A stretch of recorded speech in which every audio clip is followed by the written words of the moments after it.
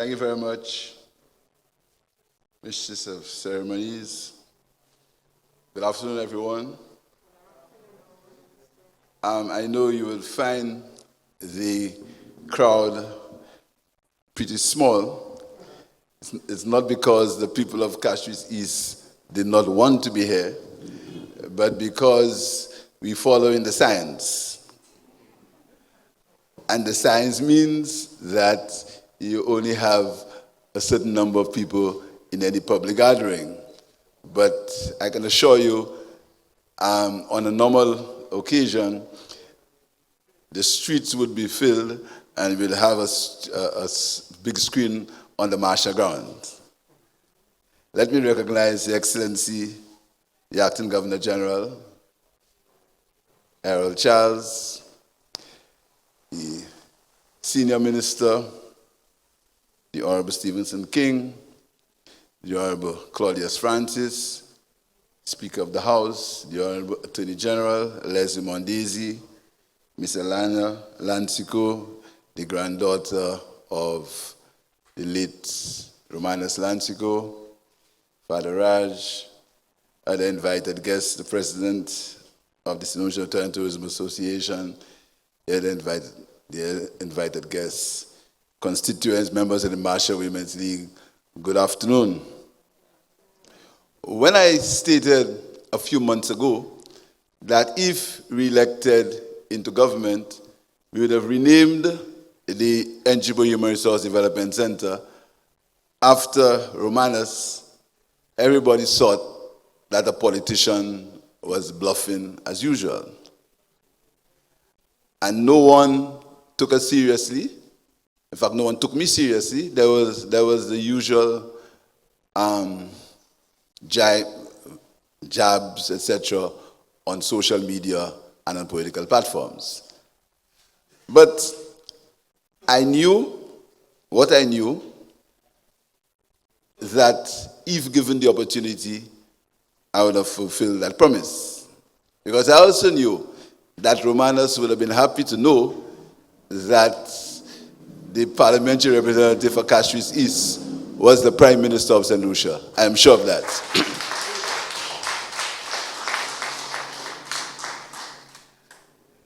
I've been in the politics for quite a long time. I think Steve and I probably the longest in the room. And I forgot Claudius Francis joined the party when he was 13 years old. He had to get permission from his parents. And Your Excellency, I'm sorry, you were born of the party. So I've been in politics for quite a long while. And I can tell you, the politics has changed. I remember vividly one day, Claudius, Rickwood, and I were outside Constitution Park. And that was a time when we went out there and we used to behave bad. We were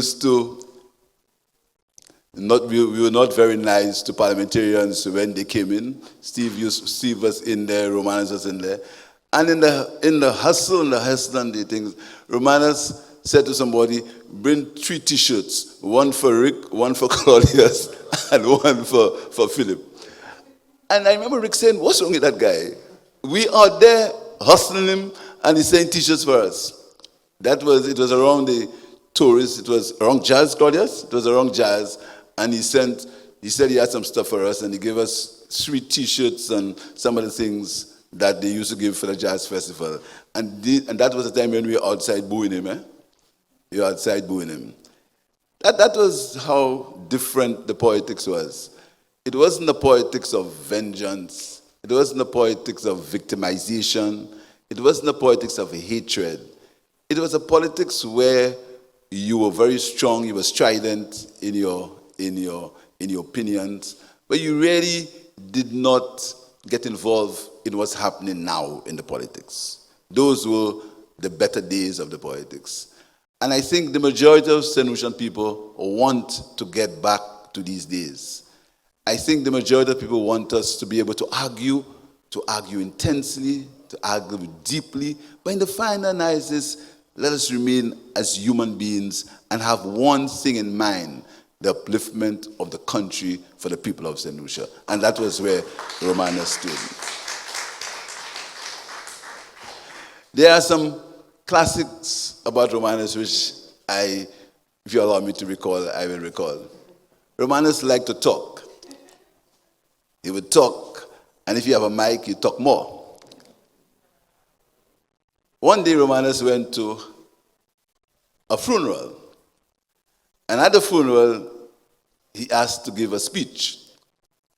So the parliamentary rep got up to speak. So Romanus began to see how he knew the gentleman very well. The gentleman helped him in his self-help program, because Romanus was always a self-help fellow. Self-help. He believed in the Kudme situation. So Romanus is giving a big speech. And out of the mouth of a babe, a child says, "Mr. Lansiquot, a lady that died with?"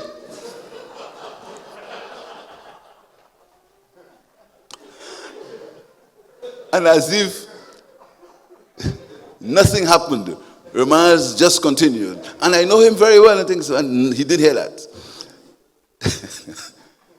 So when the discussions, Romanus finished his speech, and they started to share the drinks, somebody said to Romanus, "Lansi, you don't know it's not a man that died?"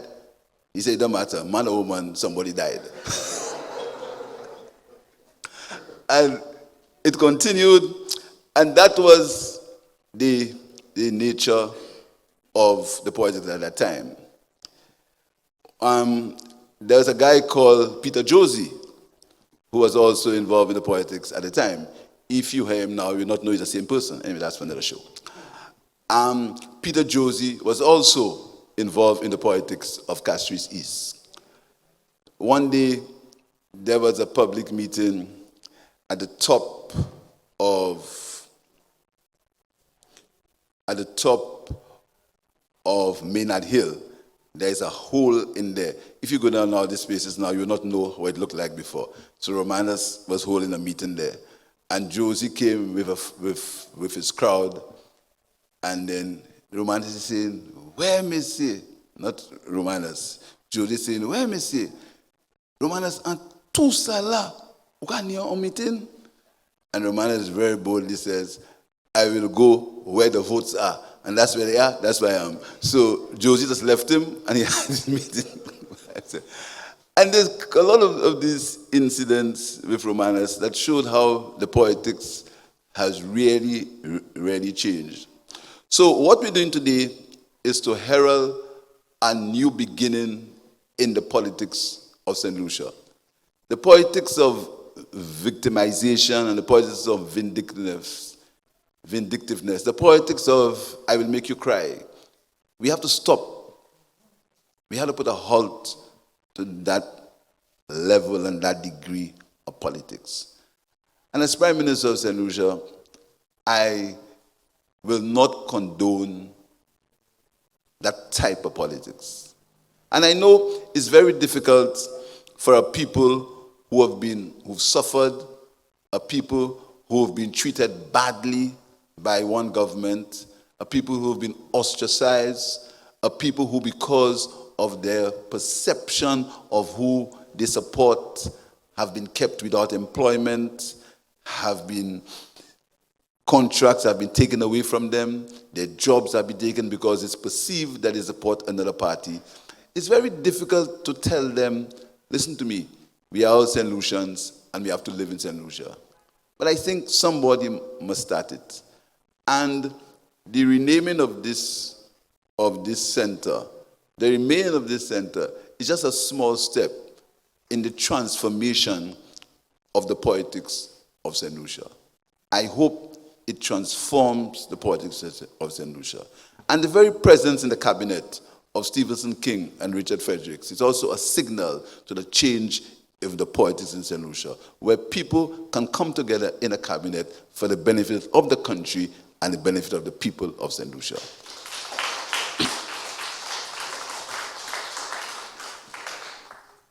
Romanus was a politician, but Romanus basically liked people, he liked St. Lucia, and he liked community service.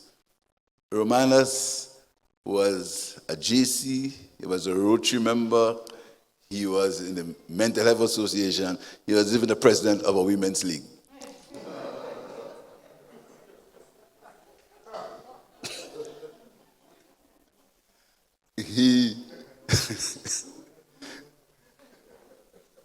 Yes, he was, after the president of a women's group. Romanus was the pioneer of the mothers and fathers group. That was really part of his thing. And then when we were in opposition, I gave him some stick on that. I did. I did. I'm not sorry I did, because we did it together. No problem with that. He gave me some stick also. But that was the general nature of the politics. But what was striking is that I felt that I could have gone to Romanus or to Steve and said, listen to me, there is something I need, and they would do it. And that's the difference in the politics. I felt I could have gone as opposition, as strident in the opposition. I could have spoken to Romanus and said to him, listen to me, this must happen, and he would do it. Even though the same night we'd have been at each other on the platform. But not personal. It was never personal. It was about people. It was about who had the better plan for the country and who thought they had the better plan for the country. Romanus liked to be in the public domain. Romanus was what we know now about social media and public relations. I think Romanus was the king. He knew that before all of us. The benefit of social media, although his social media was a mic and a television. But he understood the value of public relations. He understood the value of making what you did in the constituency, making it known by the people of the constituency. So if Romanus opened a standpipe, the TV is there. Anything he did, he thought, without social media, he thought that the people should know about it and the people should get to understand that it would benefit them in one way or the other. So he understood public relations. But he also understood the value of big projects. Some people would think that Romanus was best known for wanting to do liquor projects that are extremely important. The footpaths that some of us sometimes thought were not important. And up to now, some of us think that they are not important because we do not feel it. Romanus felt the need for little things like footpaths and drains and water and electricity pole. He understood that and he ensured that these things happen. But he also understood the bigger picture and promoted the bigger picture. Romanus' dream was to have a new hospital. That new hospital dream was, even it caused some conflict between him and his party. He thought St. Lucia needed a new hospital. And he began himself to build a new hospital. He raised funds for the new hospital. He walked, he talked, he had raffles, and he, I think, collected $1 million towards a new hospital. And he'll always be remembered for that in the history of St. Lucia. Talking about the big projects, there was some tournament happening in St. Lucia, and the VG multipurpose, it was supposed to be held at the VG multipurpose court. It's a netball tournament, right, Steve? It's a netball tournament. And it ought to be held. The St. Lucia had no venue for the VG multipurpose court for that tournament. And remember Rick saying to Romanus, you're mad. You know, Rick always calls people mad. That's not possible. And he, with self-help, with begging, with cajoling, with pushing, he ensured that multipurpose court at VG went up, and the tournament was held in St. Lucia.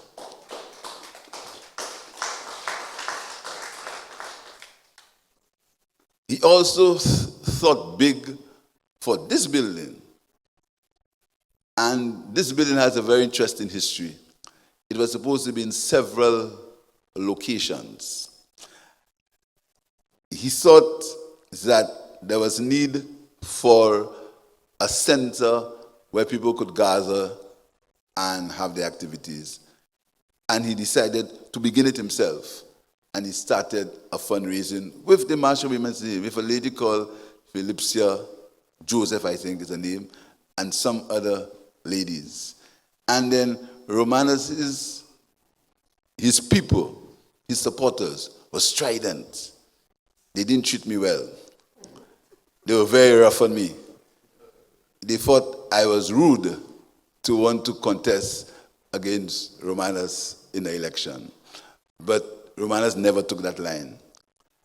And then when he started to collect money, there was a raffle, and the raffle, I think, is a Suzuki vehicle at that time.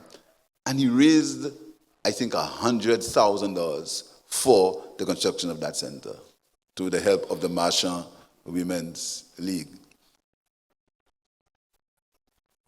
Again, he could not have got the center built. But in 1997, when I replaced him as parliamentary representative, from that time I knew I was going to have that center built because it was a project for the people of St. Lucia. These were not the days when you stopped any project because it was not conceived by you. I went to the cabinet, and Kenny Anthony, the then prime minister, and the leader of the government agreed with me that we should continue it. We approached the European Development Fund. There was a social program, I think it's the EDF something. There was a social program, and they gave us the funding to build that center. But because of the location, there's a massive wall. There's need to build a massive wall out there because we had to get the space to put it in, to have some parking, etc. So we had to excavate to get that wall done. And that wall was costing a lot of money at the time. I think it's something like $300,000 at the time, in the year 1999, 2000. So it was my job to convince the cabinet that to put $300,000 on a wall when guys in the cabinet themselves said they wanted many things to happen. But the prime minister thought it should happen. We argued our way through, and we built the wall, and then we got the center, and that is where the center is. But I knew that that center would not be used for political purposes. I said that we should hold no constituency group meeting, no political activity. It had to be something for the people of all political colors to use and feel free to use it. And we have maintained that position, and up to today. And you may wonder, why is this center so well kept? I want to thank the Independence Committee and the City Council for, first of all, they were going to have that ceremony, and then for ensuring that we got a paint lift. We really need a paint lift. Thank you very much, City Council. Thank you very much. And you may say to it, why is it so well kept? It's so well kept because there is proper management in the use of the center, and there are rules and regulations that are kept. And this is why it's like that. And it's like that also because people feel a sense of belonging, because we do not use it to create any event that will cause division among the people of the country. And it will remain like that. So I'm very pleased to be part of this ceremony. I'm very pleased that Romanus' granddaughter is here. It's they say it's very difficult to believe politicians because some of us make ourselves very difficult to believe. But it's out of a genuine appreciation for Romanus's contribution, even though we're on different sides and we fought some pitched battles. But when Romanus left politics and I won the election, we developed a pretty good friendship. There was a friend of ours called Neville Skeet that even throughout the politics, throughout the toughest of times, Romanus and Neville were friends. And when John Compton, the then Prime Minister, wanted to send a message for Neville, Romanus brought it. So Romanus would call Neville and say, the Prime Minister wants it and that. So John Compton would tell Romanus, go and tell Neville. And Neville would tell Romanus to tell John Compton. And that happened. And I was always there, so I was somewhere in between all three of them. So I understand that. But Romanus was basically a guy who liked his party, he supported his party, he saw the Labour Party was not the best thing for St. Lucia because he thought some of us were communists. But he liked St. Lucia. He liked the people of Castries East. He liked the people of St. Lucia. And he also liked the politics, not the hatred and the venom and the vindictiveness that happens now. Something that got really intense in the last 5 years. The venom and the vindictiveness and the arrogance got really worse in the last 5 years. My job is to reverse it. I need to reverse it.